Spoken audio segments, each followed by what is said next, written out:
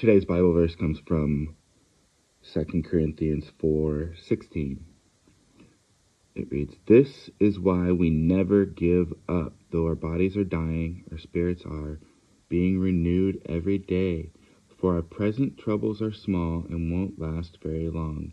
Yet they produce for us a glory that vastly outweighs them and will last forever."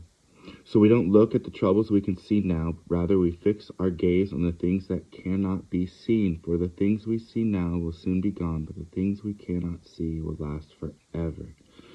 You know, as humans, we go from dust to dust. And, it's said that time heals all wounds. And, if you have any problem and you wait a certain amount of time, the problem will take care of itself.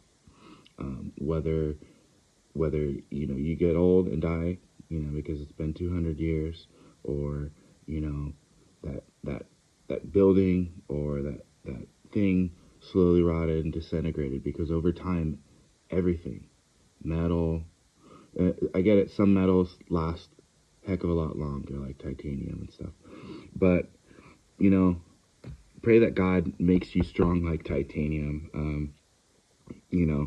There are not everything is equal in this life, and that your actions have consequences.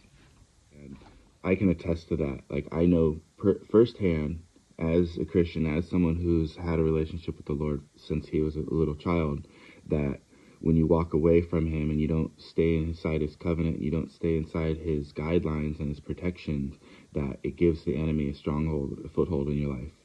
And although Job was a pure man, a righteous man, God still allowed a bunch of bad things to happen to him. It's like that. Sometimes, the rain falls on the righteous and the wicked just the same.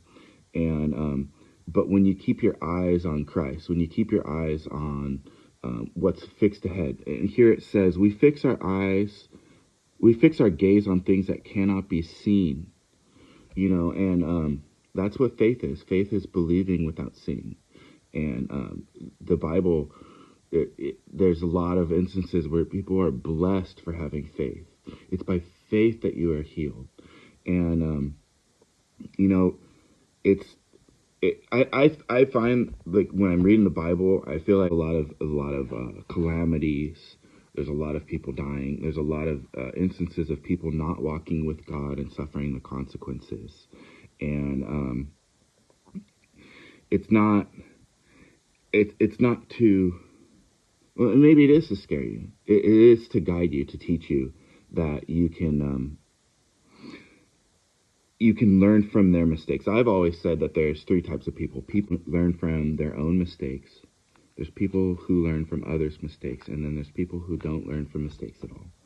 And there are some things that I've walked through, I've encountered, I've dealt with, I've lived through, and the Lord has definitely delivered me from a life of selfishness, and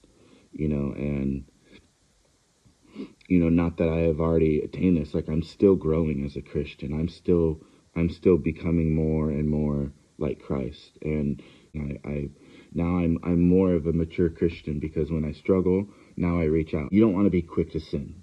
You don't want to sin. You don't ever want to sin. And sin is just bad. It's just bad. It's death. It brings nothing but death. And I'm sure you already know that.